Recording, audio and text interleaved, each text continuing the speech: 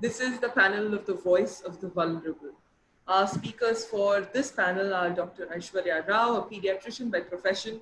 She has worked for more than 15 years in the implementation of the HIV/AIDS treatment prevention programs for the government of India, Tamil Nadu, and Andhra Pradesh. She has also worked with specific groups of people such as persons with disabilities and gender minorities, advocating for the rights of marginalized communities, enabling their environments, and equipping them to lead enriched lives is at the core of her work. Currently, she is running a shelter for women with disabilities in Chennai with a focus on their employability. When she is not working on social causes, she's an avid quilter and a music and film producer. Mr. Hariharan started his career as a researcher in the WHO.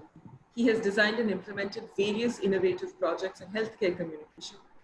He served as a consultant for various national and international organizations, including Bill and Melinda Gates Foundation, USAID, UNICEF, UNDP, ActionAid, and KHPT.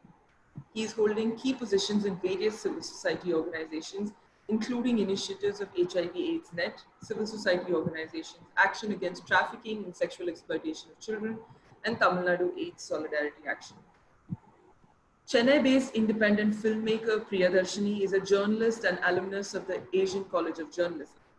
After working with various media outlets, Priyadarshini decided that she would get into documentary filmmaking full-time. It is this journey that led her towards setting up the Blue Club, an initiative to amplify the voices of women from marginalized caste and gender locations using media as a tool. Priyadarshini has multiple short films and documentaries to her credit, including Go Get Education, a short film based on the life of Savitribai Phule, a revolutionary 19th century feminist social reformer, and hashtag Dalit Women Fight, which is on the rape atrocities committed on Dalit women in Haryana. Our next panelist is Kavita Emmanuel, a social activist, trainer, and motivational speaker. She launched the Dark is Beautiful campaign in March 2009 to address the toxic belief that a person's worth is measured by the color of their skin. The Girls Rise Rehabilitation Project reaches out to adolescent girls rescued from human trafficking, abuse, and abandonment, bringing them renewed hope in life. Her organization, Women of Worth, also runs safety-related training series for students and working professionals. The Fearless Project seeks to provide support for educational institutions through training on child sex abuse for students, parents, faculty, and administrative staff. Her training initiative works to empower working professionals on matters related to women's safety and work and growth. Our facilitator for this panel will be Lalita Ayyappan. Lalita is based in Bangalore and works with the Mission Possible team at the World Federation of United Nations Associations. She started off her career at Standard & Poor's and then worked with Teach for India, first as a fellow and later as a program manager. She has worked with a wide range of stakeholders in the education sector, working towards driving an excellent education for all children. In her last role, she worked as a startup coach for new entrepreneurs, coaching and mentoring them for their personal and professional success. I will now hand over the reins to Lalita for this session. Thank you all so much for joining us.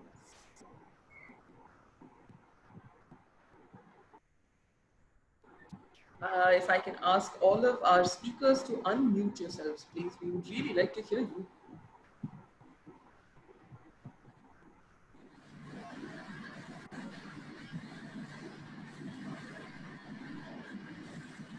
Just give us 1 second. Yes.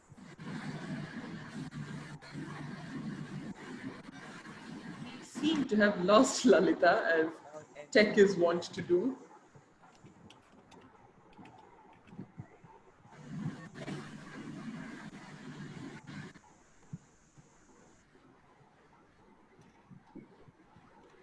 Just give me a second.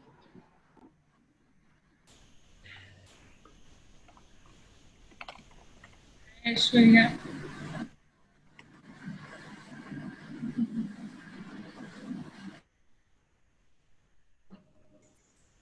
Vanakkam, sir.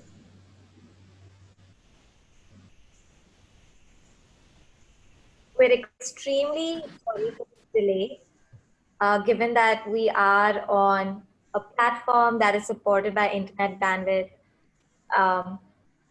We have to make amendments for these technological issues. We're very sorry. As soon as we're able to help Lalita come back online, we will begin.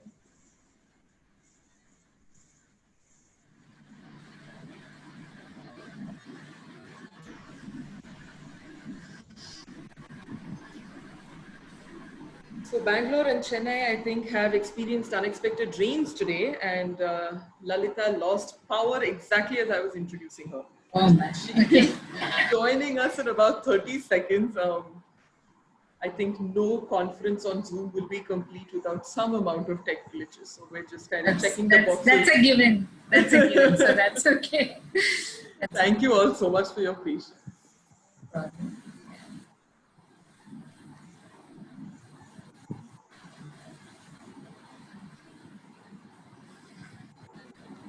Hey, Priya. Hi, Hi, Aishwarya. Kavita. Hi. Hello. Nice everyone know each other on this panel. So that's I nice. know. Nice to meet you all.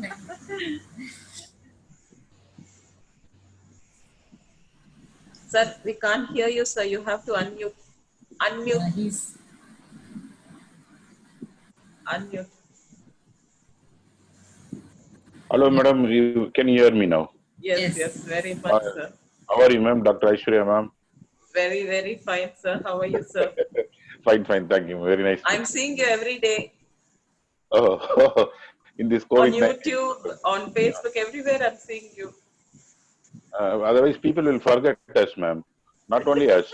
The cause we are working for. Yes. Mhm. Okay, Nice to be I part am of going to take the liberty of stepping in for Lalita until she joins us so that we don't waste too much time and we can catch up a little bit.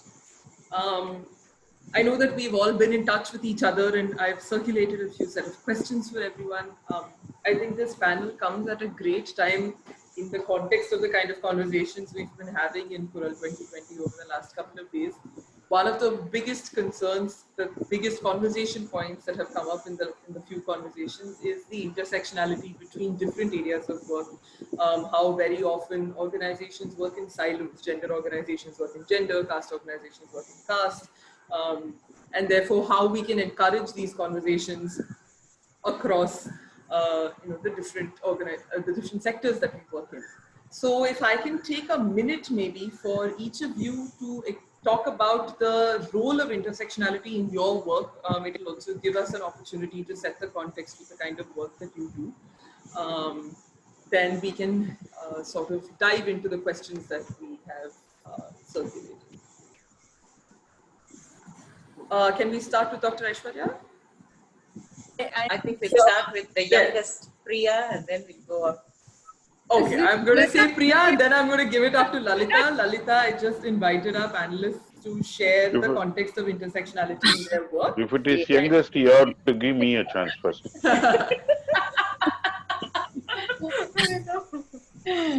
I'm so sorry for the power went out. Hi everybody, my name is Lalita. Hi.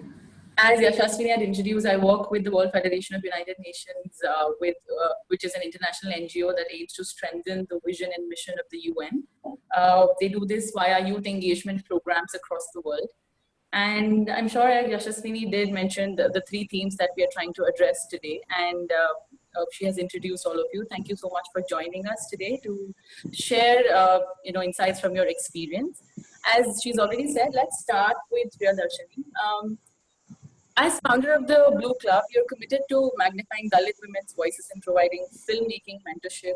And in one of your interviews, you also mentioned that caste is rarely ever explored from a feminist lens. And you work with women who are at the intersection of two oppressed communities. So what are your thoughts and observations on this? If you could share some insights from your experience. Yes. I would talk from my own experiences of working as a journalist more than as an activist here, because my profession of journalism has spanned around for 6 to 7 years. Out of most of the time, I reported from the North Indian states. So I always worked outside Tamil Nadu, and Tamil Nadu being a Dravidian state has lesser impact of caste. So caste is still there, but the impact is lesser because of the politics and the ideologies that has been running around here in this state. So specifically, if you want to talk about the intersectionalities of caste and gender and poverty and marginalization and vulnerability and even religious intersectionality to an extent, I think the certain pockets of northern India is some these are the places that we can derive these examples from. So one of that is when I was in Haryana and I was reporting, and the Delhi gang rape is something that all of us know, and Haryana is like 100 kilometers from Delhi, which means that we can just travel to Haryana by car. So as a journalist, I just realized when I was traveling to Haryana, and Haryana, not Delhi or any other state in India, is the rape capital of India. So when I was on the field, my understanding of these intersectionalities did not come from, the books that I read or what I've heard, but something which I really saw and experienced on these fields. That when I went and I was working to report a rape victim who's been killed. So her family is talking about how the preparators are still walking before them in their village. And they say that they cannot do anything about it. And then when you dig into the story, the preparators are from the Jat communities, which are the landowning upper caste communities in Haryana. And these communities form 20 to 25% of the population, which means they are the majority landowning communities, a majority of whom are in the police station, followed by the judiciary, which means throughout this process, there's a lot of impunity, So to come to this point of solving this issue or reporting this issue or getting justice for the victims, it means that we have to navigate through entire systems which works in coincidence with caste. So when you're talking about gender, it's impossible to talk without the intersectionality of caste. So that is one of the experiences. And I would say one more thing while we were working in UP, Uttar Pradesh, which is yet another state where there is the maximum number of manual scavengers in India. The reason is not because in Uttar Pradesh, there's not enough funding to build toilets. Because there's not people who are creating awareness about manual scavenging. It is because the upper caste, again, the Jats, refuse to build toilets because they want manual scavenging to continue, or else it will reduce their statuses as upper caste in that particular state. So here we are talking about variety of problems that India is facing at this point in the 21st century. At the end of 2020, we are almost nearing the end. And you can see that India is one of the countries which is like occupying the top positions in rape. It is one of the countries where manual scavenging is still happening. The toilet problem is there. But if you can just puzzle it out and map it out, you will see at the basis of this, not only gender, but every other intersectionality in India, there's a problem of caste. So I would say that from my work experience and for whatever work that we continue to do, or any other organization that is going to work in India with respect to human rights, with respect to social justice, with respect to poverty alleviation, any field, right? Without taking caste into accountability, it is impossible at this stage. I think we have reached a juncture where it's just impossible to take on this work. To alleviate poverty in India, to come together as a nation, problem that remains us is caste here. So I think it's a very important factor. And yeah, that would be briefly, because I see there's a time crunch, so I'm just going to pass the mic now. Sure. I mean, thanks for sharing. I mean, I agree with you. We can read books, we can watch videos about this issue, but when we experience something so grave, it has a deeper impact, like we shared, right? So we're trying to understand how much to bring this dialogue to the forefront to better the situation of people stuck in such an intersection, right? So, Ms. Kavita, you launched the Dark is Beautiful campaign to address the toxic belief that a person's worth is measured by the color of their skin. What kind of roles do gender and caste inequalities play in running a campaign of this magnitude, which essentially involves shattering age-old mindsets and conditioning? Thank you, Vedika, Yashavini, and Lalita for having me here. So it's a pleasure. So yeah, just to let you know that the campaign Dark is Beautiful is an initiative of Women of Worth. So when I'm going to talk about intersectionality, it is going to be in the perspective of gender, because we are primarily an organization that exists for the empowerment of women and girls. And we are committed to the safety and well-being of women. And as the introduction, when you were introducing me, you were talking about some of the things that we work in, the areas that we work in terms of safety and well-being for women and girls.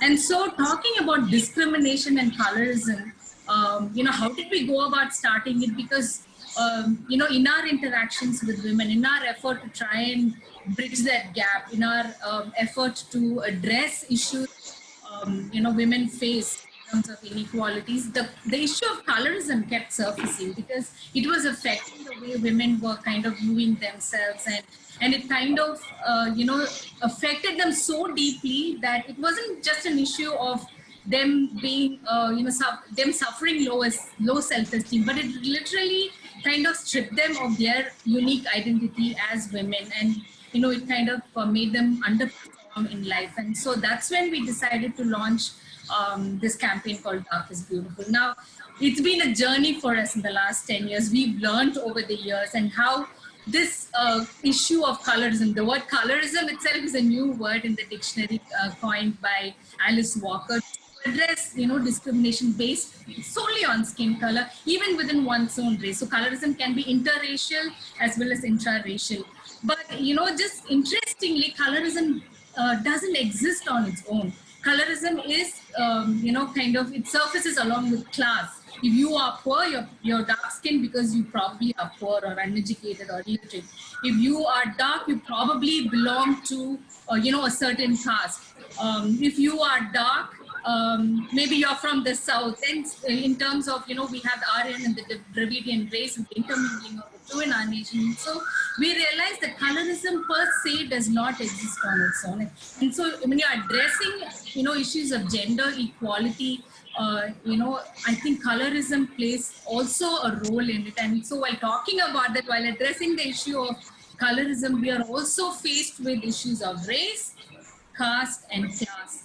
And so that is something that I want to kind of leave with us as we start this conversation. And the last week has been kind of very exciting for us because we've seen some sort of a change, that is being triggered, and we don't know how far this change is going to go. We have heard about brands who are going to do words like fair and lightning and brighten. We've heard of matrimonials like Shaadi.com.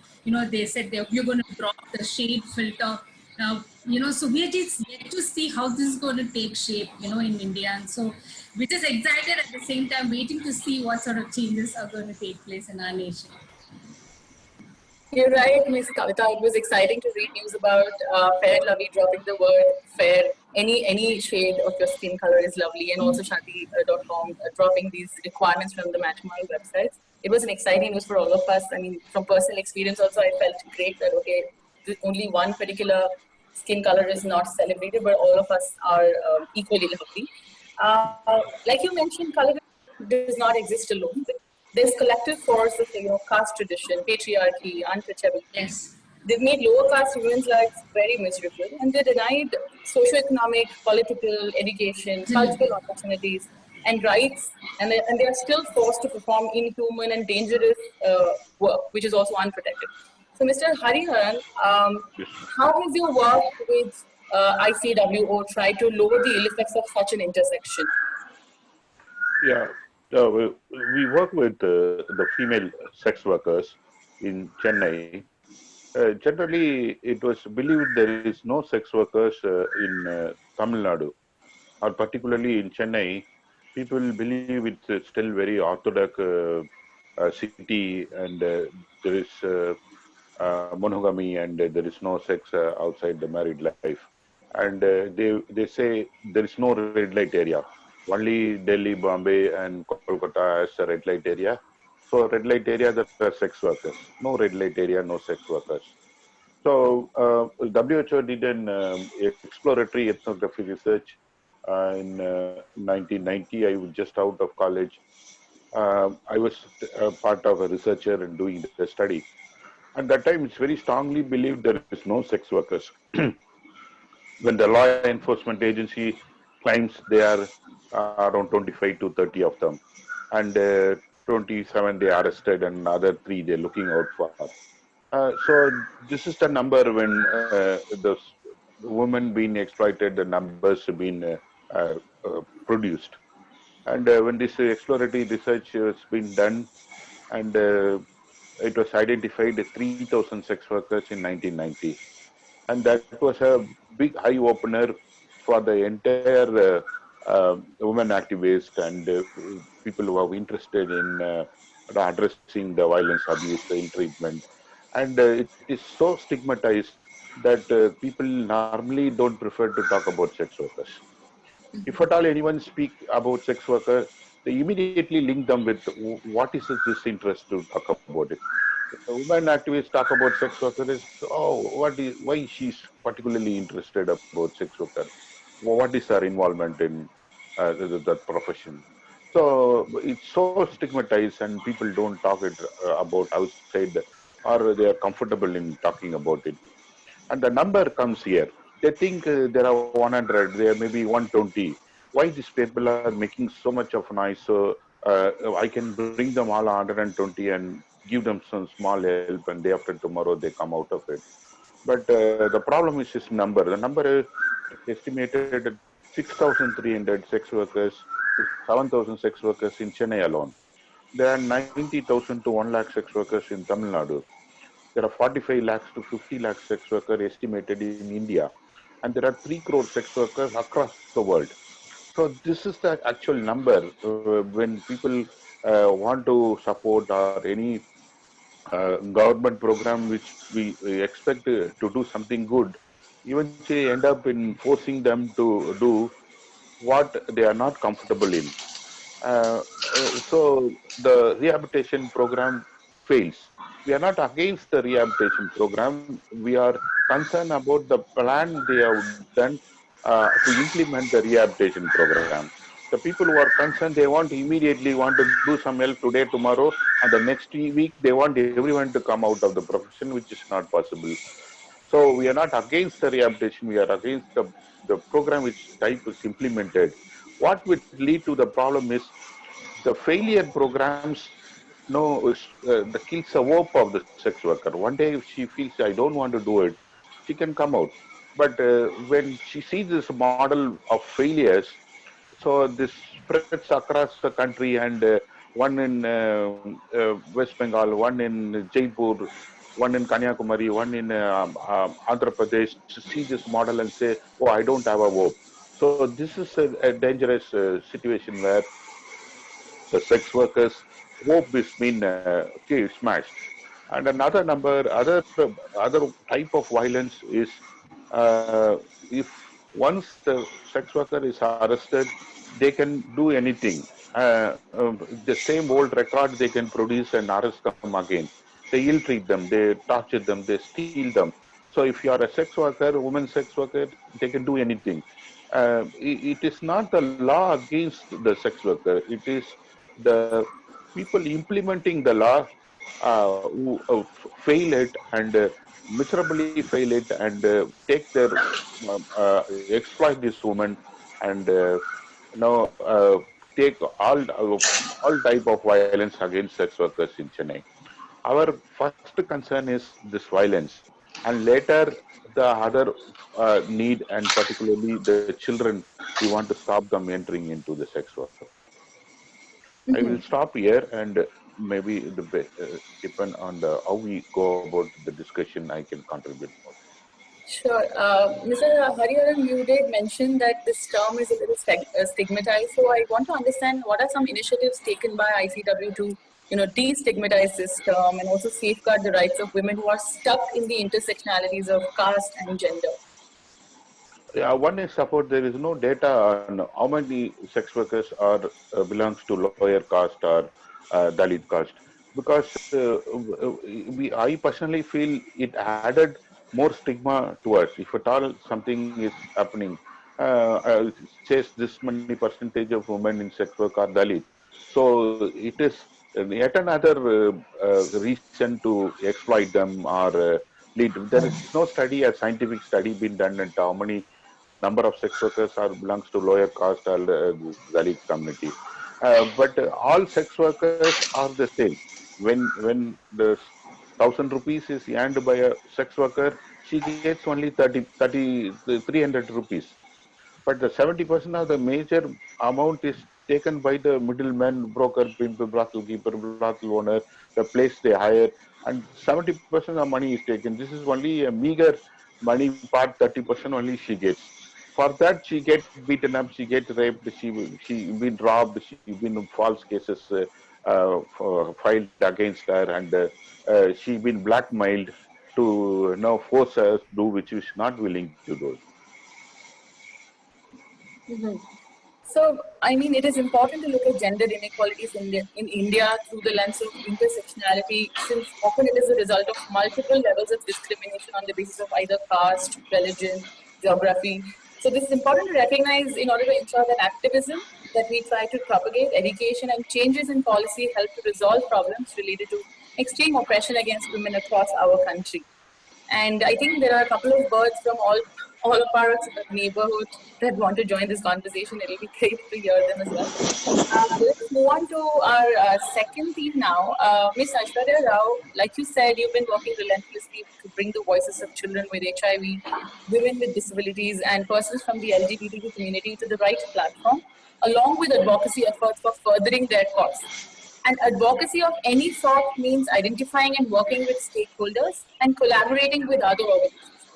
So today, when most organizations often work in silos, how have you managed to establish synergies with your stakeholders and partners towards a shared vision? Very big question. First, let me introduce myself. Um, I know everyone on the panel. So, hi, Lalita. Thank you for moderating. See, I always introduce myself. My bio on my Twitter page or my on my Facebook page describes intersectionality that I have experienced, that I understood long before the word intersectionality was, started being used by developmental sector all over the world. I understood that any one person is not a product of just one issue, but we have so many factors operating in our lives. So in that sense, I'm a woman. I'm a woman with a disability.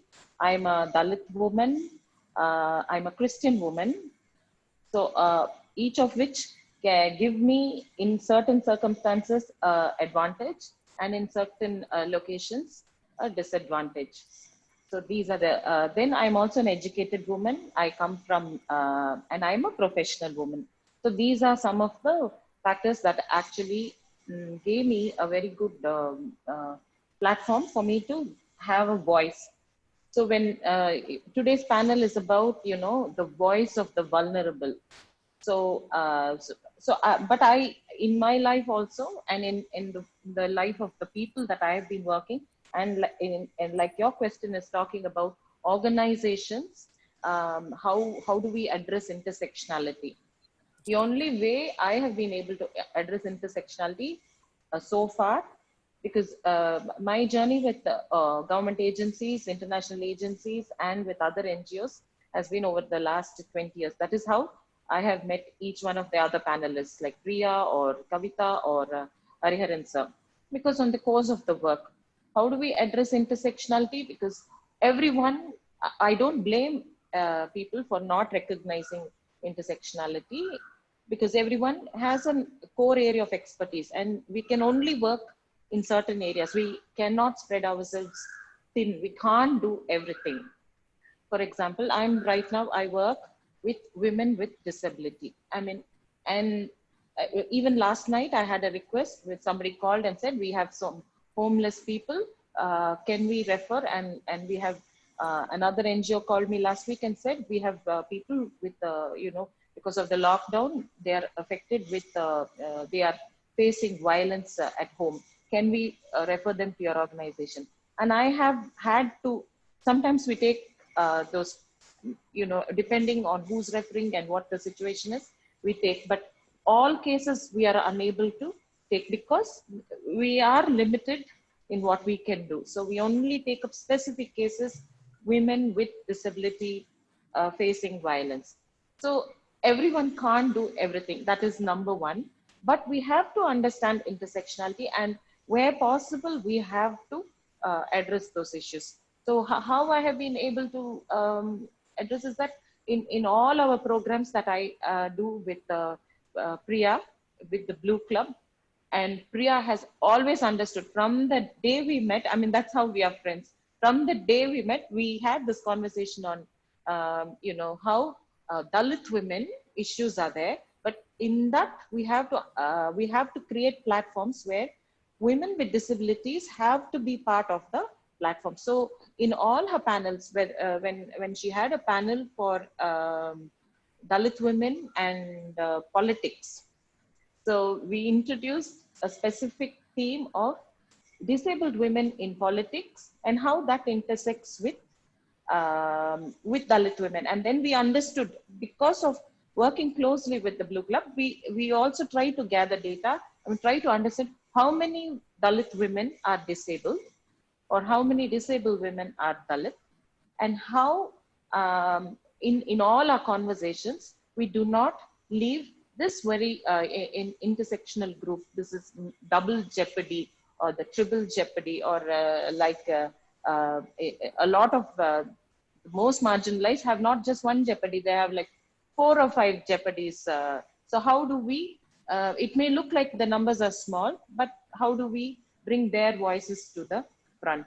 So like that, in every area, we kind of, it is all, how do we make other organizations address this issue? We address this issue by conversations, by having, sometimes we have to fight, but most of the time it's conversations. And when we have these conversations, and when hopefully our partners are very, very, you know, open, and they're able to not only accommodate, but able to make changes in their program. Another example I'll tell you about is about the IDWA and the women's organizations in Chennai.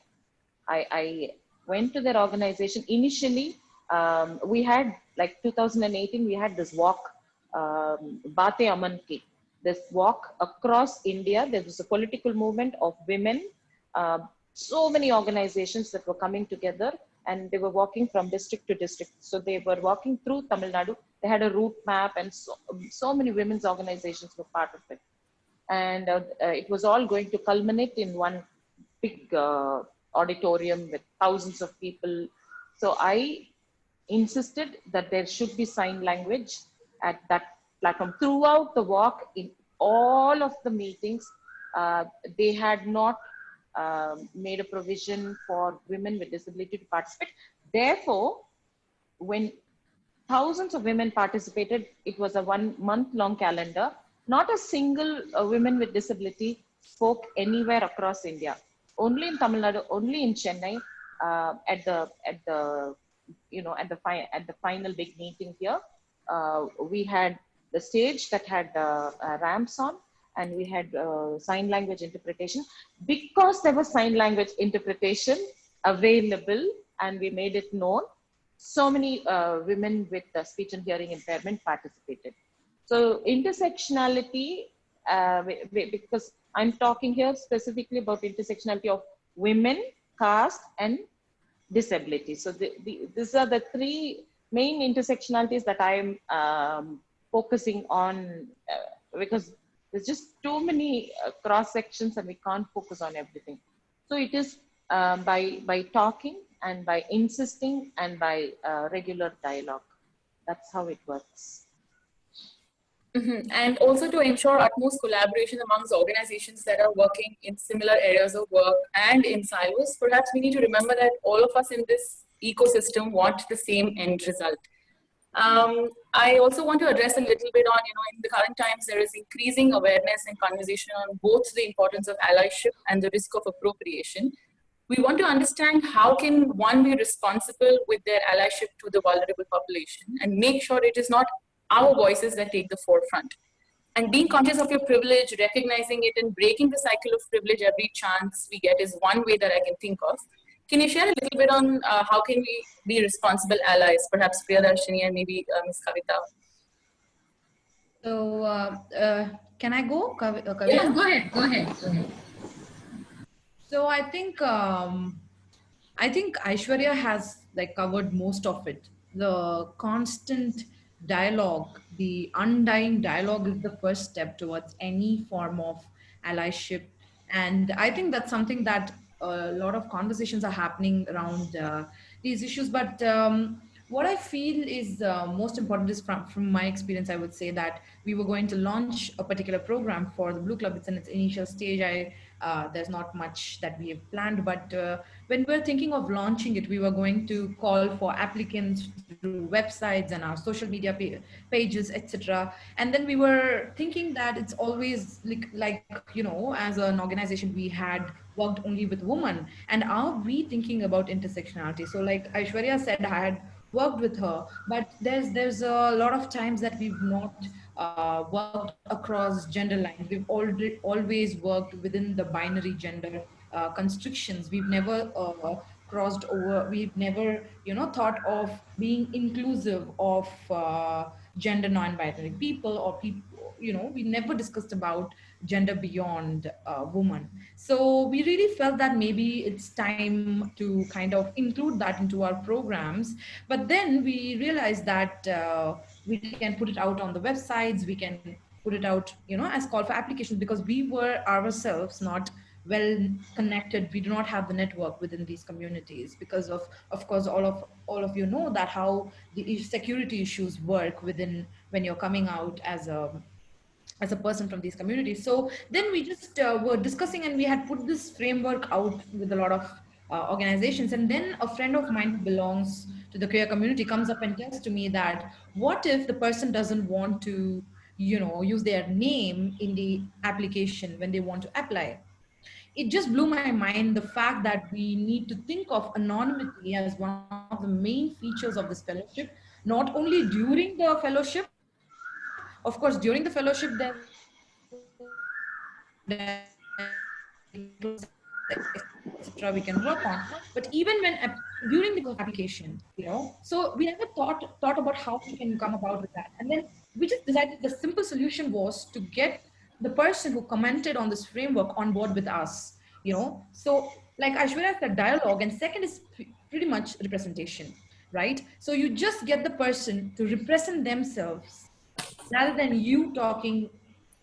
So it's just a simple action of passing the mic. But is this simple action enough? Is this simple representation enough? I would say no, because I think history is rough with these token representations. So for example, like when we as an organization has allied or worked with certain international organizations which have predominantly white leadership, white people in the leadership, they're extremely, racist towards the Indian population. I think most of you would have this experience here if you have, working with international organizations. And it's not intentional. It's just so intrinsic. It's so inbuilt within them that it just comes out. So what does this mean? It means simply the organization needs non-white representation, not only as a token representation, right? So I would say I would just put it down into 3 points. One is to negate this token representation, which is happening all through non-profit organizations which are working with vulnerable communities, that they just pick people. It happens with everybody. It happens at BJP. The government that we have currently is the one with the largest number of women, right? It has the largest number of women in the parliament. Will that be representation? So these are some of the few things that we need to look at, and we need to to negate these token representations. And how can this happen? By positive allyship. So what is the positive allyship that I am talking about, or that I have learned or designed in my own media work and organization, is to simply bring in the resources, right? To bring in these people into the leadership position, into the main organization. So representation, you're also negating the token representation. You're also putting the people from the vulnerable communities in the leadership position. And I completely understand when, there's a lot of issues, trust me, I know that. Like, I've worked from the field, right, with representing. And a lot of times is that the main reason the Blue Club came up is to technically equip women to take up journalism jobs. Why technically equipped? Because for generations, we've been denied the technical opportunities. So when a woman is born, she's given a Barbie doll to play, right? So that's exactly what we are talking about, which means not only we have representation, but also create spaces and abilities to bring about this representation. So what does this mean is to, for example, the fellowship that the Blue Club is coming out with to train people from queer communities to take up writing, to train people. So I think not only as an organization as a one-time thing, but we need to build these things into the strategic framework of our organization, which means that we allocate resources towards bringing in people and training them to take up leadership positions. So I think this is one of the positive ways in which we can bring about allyship. Thank you for sharing your thoughts, Priyadarshini. Those were tangible actions that most of us can actually implement in the ways we work in our respective organizations. In the interest of time, I'll have to, we've shot over time because of technical, difficulties from my end. I'm really sorry. Can I just quickly have closing thoughts from Mr. Hariharan on something that you shared, struggles faced by sex workers? How can we as a society be sensitive towards this issue and be their positive allies? Sure, ma'am. One is stigma and discrimination. The moment the topic is avoided, normally people don't take a positive action to support sex worker because they are fear of their getting stigmatized. For recent political party, the DMK party don't want to do it because then they will blame, but because of DMK party only there are more sex workers. Vice versa with the other political parties, so they keep them away. From where we moved 20 years before, if a sex worker stands in the Paris corner, which is the heart of the city, very close to the High Court, police cop will come in a cycle and get down, and he identify sex workers in a bus stand where there'll be around 70 to 80 people waiting for the bus. He get down, go and slap the sex worker for doing nothing, because he want to show his power, he is powerful, and scare the general public that police can do anything. So now it doesn't happen. It cannot happen now. If the same person comes in a motorbike, come down and say, she'll say, what you want? For what you want to talk to me? I'm not interested. She's so empowered to safeguard. From 20 years, we have traveled from here to make sure the women are empowered to protect themselves. Another one is the next generation. If you talk 10 years before, do you think you stop your girl children getting into prostitution? They will say, no, how can we do it, sir? Eventually, if she becomes 16, 17, 20, we have to, no other opportunity. I don't have a power to stop. But if you ask now, she will say 100%, I'm sure my girl will not become a sex worker. So from there, we came here, and stigma, discrimination, violence is still a problem, but we need to address. Ms. Kavita, you want to add on to something? We can quickly wrap up this discussion with. Yeah, just to kind of add to what's already been shared about allyship, I don't think we can ever understress that, that we need each other. And for instance, if I hadn't met Aishwarya, I wouldn't have realized the importance of supporting the cause of the physically disabled. And she seeing what she's done, I've learned from it. So I think when we're talking about allyship, there are a few things we have to keep in mind. Is we should allow ourselves to be challenged by the others we work with. So one is definitely challenging each other, and the other thing is to learn from each other. Yes, as we heard, we have our own area of expertise, but then can we learn from others? For instance, one of the things we want to continue to learn when it comes to colorism is how does it kind of, show itself in terms of, casteism, so that is something we are beginning to learn and put our roots deep down into that area. So how can we share our resources? How can we support one another in what we're doing? So even a small example like how the campaign succeeded is mainly because of support of people and collaborations across, board and NGOs and people with talent who said, you know, we'll give our talent to ensure that this is a success. So I think allyship can never be estimated. It is so important that we work together so that, you know, we don't have, right? So I just wanted to add that bit to the thing. Sure. Thank you so much, Ms. Kavita, for sharing that.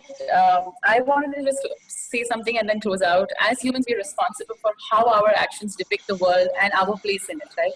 So talking about the things that divide us, be it race, gender, religion, sexuality, etc., can be difficult, but it can also be enlightening, educational, affirming. So our hope is to delve into these important issues as productively as possible with respect for each other.